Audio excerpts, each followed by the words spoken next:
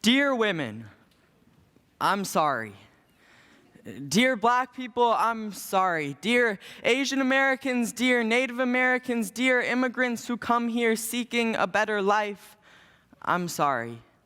Dear everyone who isn't a middle or upper class white boy, I'm sorry.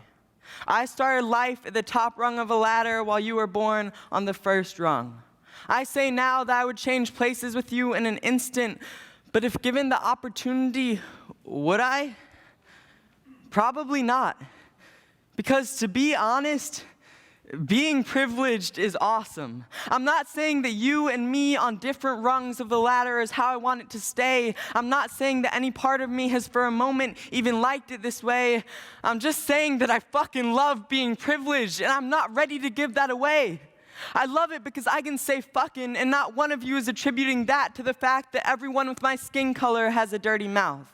I love it because I don't have to spend an hour every morning putting on makeup to meet other people's standards. I love it because I can worry about what kind of food is on my plate instead of whether or not there will be food on my plate. I love it because when I see a police officer, I see someone who's on my side.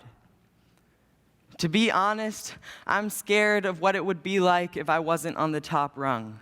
If the tables were turned and I didn't have my white boy privilege safety blankie to protect me. If I lived a life lit by what I lack, not what I have. If I lived a life in which when I failed, the world would say, "Told you so." If I lived the life that you live. When I was born, I had a success story already written for me. You were given a pen and no paper.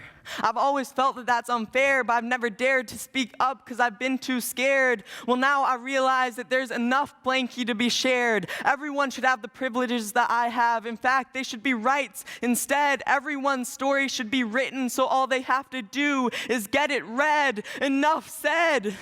No, not enough said. It is embarrassing that we still live in a world in which we judge another person's character by the size of their paycheck, the color of their skin, or the type of chromosomes they have. It is embarrassing that we tell our kids that it is not their personality, but instead those same chromosomes that get to dictate what color clothes they wear or how short they must cut their hair. But most of all, it is embarrassing that we deny this. That we claim to live in an equal country, in an equal world. We say that women can vote. Well, guess what? They can run a country, own a company, and throw a nasty curveball as well. We just don't give them the chance to. I know it wasn't us 8th grade white boys who created this system, but we profit from it every day. We don't notice these privileges, though, because they don't always come in the form of things we gain, but rather the lack of injustices that we endure.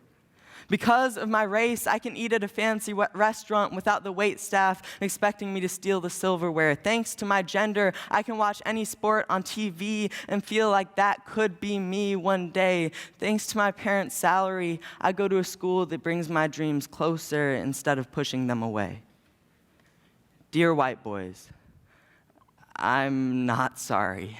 I don't care if you think the feminists are taking over the world or the Black Lives Matter movement has gotten a little too strong, because that's bullshit. I get that change can be scary, but equality shouldn't be.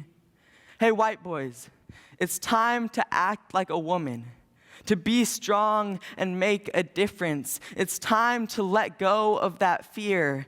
It's time to take that ladder and turn it into a bridge. Thank you. Thank you. Thank you.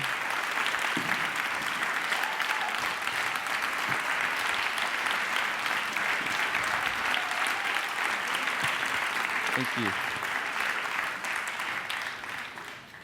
I want to talk about some lessons I've learned over the past few years, but in order to do that, I gotta go back to where it all started. So it was May 2016. I was nearing the end of my first year at a new school. You see, I'd been homeschooled all the way through 7th grade, so this wasn't just any new school, it was my first school. And on this particular day, we were having the annual junior high poetry slam. And all of the junior high students had been tasked a few months prior to write a poem and perform it in their homeroom classrooms, and then the top 2 from each homeroom would go on to compete in the finals. And this was the day of the finals. And so here's my school, the PAIDEIA school. It's known as Atlanta's progressive private school. And so on this day of the finals, my life changed in 2 ways. The first is that I got some of the best wisdom I've ever gotten. As part of the poetry slam, the school had brought in 2 accomplished spoken word poets to be guest judges and to talk to the students. And one of them, a poet named Jossie Ross from Seattle, he said something that really stuck with me. He said to a room full of mid-pubescent 13 and 14-year-olds, he said, "You are not the leaders of tomorrow. You are not the leaders of tomorrow," he said. "You are the leaders of today." And I thought this was crazy because I was just trying to figure out how to make friends in 8th grade, figure out how to get up the courage to ask a girl out. And he was saying that I could be a leader.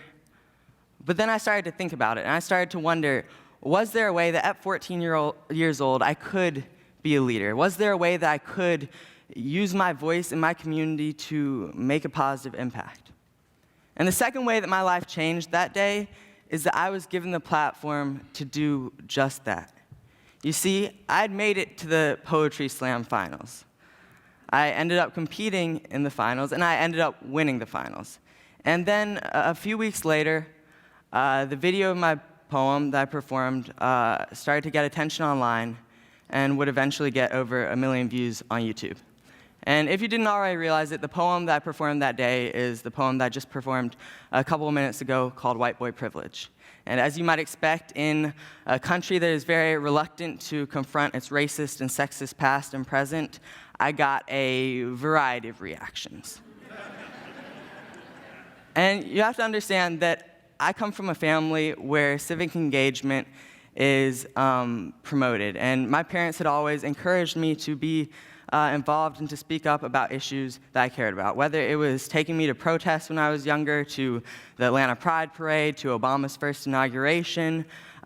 Speaking up for important issues had always been a part of my life, as had performing. Here's a headline from an article that was written about me when I was Tiny Tim in a local production of A Christmas Carol.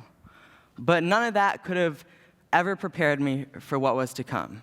You see, as I said before, I got a variety of reactions. Everything from people saying, "I hope this child gets beaten, I hope his face gets burned horribly in a fire," thank you, Rob Wilson, to people saying his parents need to be euthanized, appreciate the input, Morgan, to praise, celebrities tweeting about me, being invited to be on talk shows, being able to speak all around the country. You know, there was something about what I had said in that poem that resonated with a lot of people. There were a lot of people who thought that what I had said was special, that in some way I was extraordinary. And to be honest, this got to my head for a little while. I remember there's a span of about a month where I thought I was the shit, where my inflated ego could barely fit in our 2-story, 3-bedroom house. But over time, this wore off, and I began to realize that my going viral was an example of the very privilege I spoke of. See, the fact that I got that much attention for that poem, it wasn't a testament to me, or it wasn't an indicator that I was special or extraordinary. The fact that I went viral for merely acknowledging my white male privilege was a testament to the low bar that white men have historically set. And so that brings me to, out of everything that was said about me, my favorite, which comes from Jezebel magazine, which is, quote, "He's a teen whose empathetic perspective got him crowned the wokest of them all, almost overshadowing the fact that these ideas merely make him a decent young human." And so that brings me to the first lesson I learned from this experience, which is, it's not about me. As Saul said yesterday, it's not about us, it's about all of us. And sort of in line with that, it's about the message, not the messenger. It's about the change, not the change agent. And We can sometimes forget this. I know I did when I was getting that much attention, and so it's important that we actively question our motives and hold ourselves accountable to the cause we're fighting for. And this means asking ourselves, who/what am I doing this for, and who/what will this benefit? And this is especially important for those like myself who are trying to ally themselves to other communities. And so, in line with that idea of allyship, I want to go to another quote from Jossie Ross, the poet who was the guest judge at the Slam. And it's from a song that he wrote called White Privilege 3 in response to a song by Macklemore called White Privilege 2. And it reads, "Real allies realize they don't always have to speak, don't have to Instagram whenever they go out on the street. At this protest right now, oh my God, it's so neat. Just shut up and listen. If you're asked to leave, just leave. White privilege is making a song out of someone else's pain. Making $1 million off of it, then doing it again. Find a new cause next time, this is all personal gain. You get an award, our life's exactly the same. Now you're an icon, and ain't nothing changed." And he goes on in that song to basically tell Macklemore, thank you for trying to help, but if you really wanted to help, you would pass the mic. And so that brings me to the second lesson I learned, which is with a platform comes great responsibility. And this means share that platform, pass the mic, as Jossie said. And I'll tell a quick story about one way that I learned to do that. It was right when my poem was first going viral. I had been asked to go on this talk show called The Preachers. They were going to fly me out to LA. And at that time, I was starting to realize that while I did think that my words were important and could have a positive impact, there were also a lot of other young people who weren't being heard, who had important things to say. And so I asked them, I said, when I'm on air, can I spend my time reading off quotes and essays from other young people? And they said I couldn't do that, but they allowed me to do a social media spot with them, a video where I would read off stuff that other young people had said about the issues that I was talking about. And so I ended up putting out a call on Instagram and got some amazing little quotes and little essays from other young people, people who I knew, people who I didn't, and was able to read that out on a video that then they posted all over their social media, which was really awesome. And so another thing with platform comes great responsibility. You got to walk the walk, not just talk the talk. One thing that I decided after my poetry first went viral is that I would never speak up about issues that I wasn't actively working on in my life, in my work. And so if I was ever going to speak on something, it had to be something that I was also taking action on. And so for me, I'm an activist and community organizer. I organize a lot of protests, rallies in Atlanta. And so the issues I speak about are the same issues that I'm organizing around and doing advocacy work around. And then also it's important to educate yourself on the issues you wish to speak on. A few days ago, I was at an event where DeRay McKesson, civil rights activist, was speaking, and he said that a lot of people try to do work on issues that they don't know anything about, and that you don't have to be an expert on these issues, but it's really important to know the basics about them, especially when you have a platform, when you're someone that people will listen to. You don't want to let those people down, and so you want to be educated on what you're talking about. And then I think it's also really important to find a balance between both talking and listening, and then a balance between teaching and learning. In order to be educated when we're talking and to be able to teach other people, we have to take in knowledge from others. We have to listen and to learn. And it goes back to what Jossie said, that real allies know they don't always have to speak. And then we also have to remember that, as it was in my case, having a platform is a privilege, and oftentimes it is privilege that gives someone a platform. And along that idea of privilege, I want to go to a quote from DeRay McKesson. This is from an interview he did with Stephen Colbert. And Stephen asked him, how can I utilize my white privilege for good? And he said, you can extend that privilege so you can dismantle it. So you can create opportunity for people, you can amplify issues in ways that other people can't, and you can use your resources to create space for people. And so he was talking about how people who have privilege can really utilize that privilege so it can really be of value when talking about and doing work around issues that maybe don't directly affect them in ways that they affect other people. So that brings me to the third lesson I learned, which is that we all have a place in the conversation or movement, especially when it relates to issues of race or gender, but also other social issues, but we each have a specific role. And so how do you find this role and maximize your impact? You ask yourself, am I utilizing my unique perspective? I really appreciated what Sam said yesterday about how, oppression and privilege are sort of two sides of the same coin, and to really understand one of them, you have to understand both of them. And we all have knowledge and experiences that fall on one or the other or both sides of that coin, and so it's really important to speak from those experiences and that knowledge, because then you can help everybody create a more complete view of these systems and help everybody be more knowledgeable of them as a whole.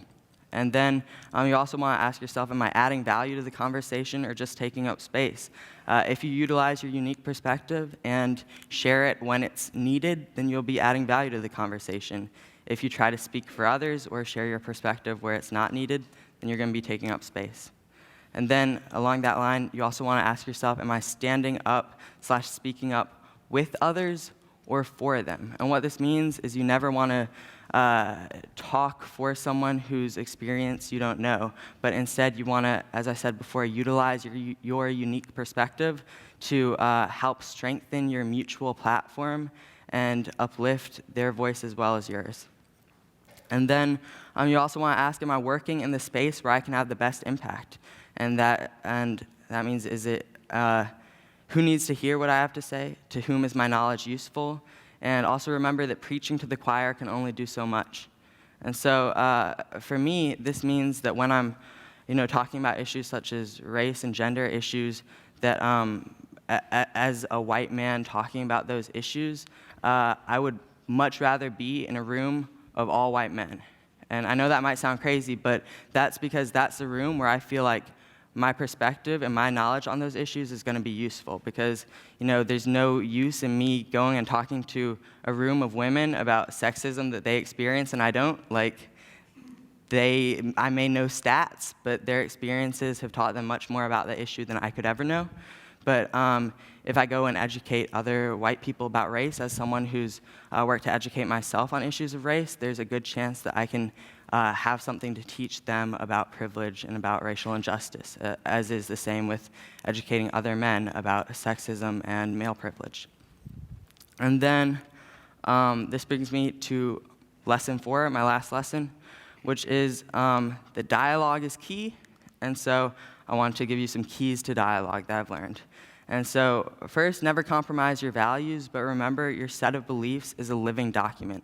And I've always found that the more willing you are to be swayed, to have your viewpoints change, the more willing the person who you're talking to will be to have their viewpoints changed. And you may think, oh, well, my viewpoints are perfect, I don't want them to be changed. Well, just being open to someone convincing you of something doesn't mean that you will be convinced of that. You just want to go into dialogue with an open mind, and then the person, it'll be contagious in a way. And then you want to seek out and accept different viewpoints. I really loved what Vika said yesterday about her, how she was genuinely and insatiably curious about the other. And I just think that mindset is something that's really important when trying to instigate productive dialogue about important issues. You want to seek out that other because it exists. There's no point in ignoring it. And then also acknowledgement goes a long way. And what I mean by acknowledgement is really just acknowledging the other person's viewpoint. Show that you're listening, show that you're taking to heart what they're saying. And this says, I hear you, I see you, and it plants a seed for common ground. And just a quick story about one time that this really came of use. One of the best things about going viral for a poem like that is that I've had people with all different viewpoints get in touch with me trying to have dialogue. And there's one kid who got in touch with me who, he said, I agree with some of what you're saying, but I feel like you're saying white people should be ashamed of their race. And that wasn't what I was saying at all. That's not what I was trying to say, but I thought about it and I was like, okay, there are clearly some people who are taking it that way. And I started engaging him more. It was through Instagram DMs that we were talking. And he kept expressing that that's what he felt I was saying with my poetry. And I kept telling him that that's not what I meant, but he was like, I think there are other people who took it that way too. And so I told him, well, I'm actually going on an interview on CNN right now, and I'll make sure to clarify what I meant. And so I ended up going on CNN, and at the end of my interview, I was like, wait, there's one more thing I want to say. And I just want to say that none of what I'm saying is trying to say that anybody should be ashamed of their race or their gender, that we have no control over how we're born, over the circumstances we're born into. All I'm saying is that you should recognize how those circumstances, how your race and your gender contribute to the privileges that you get in life, to your experiences. And right after that, he wrote me and he said, thank you so much. This meant so much to me. And after that, we kept having great dialogue, and just immediately his willingness to hear what I was saying increased so much, just because I sort of gave that acknowledgement. And I did that, without compromising my values. And so I want to tell one more quick story about dialogue, which is, so I was in Austria 2 years ago for this international summer camp. And there were kids from 12 different countries there. And first day I get there, I go to my room, I see that I have like 6 roommates, and one is from Norway, one is from Austria, and there's a kid from Vietnam there. And so we get to talking, and at one point it comes up that I ask him, do you know Ted Osius? And Ted, at the time, was the US ambassador to Vietnam, and he happened to also be a friend of my family.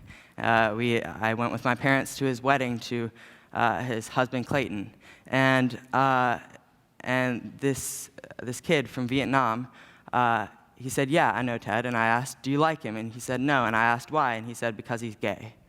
And so this caught me off guard, because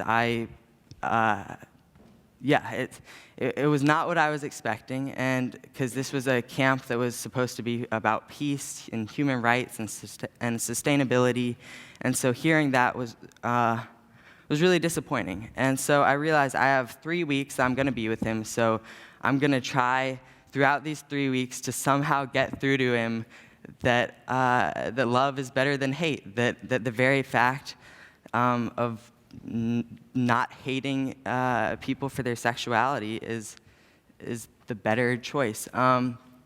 And so basically every night for the rest of the camp, we would continue talking about this. And slowly, I got through to him. So the last night, we had this activity where we threw this ball of yarn to somebody. We were in a circle. We threw the ball of yarn to somebody who we were thankful for, or who had impacted us in some way over the span of the camp. And I remember somebody threw the ball of yarn to him. And then he said, I want to throw the ball of yarn to Royce, because every day he's made me a better person.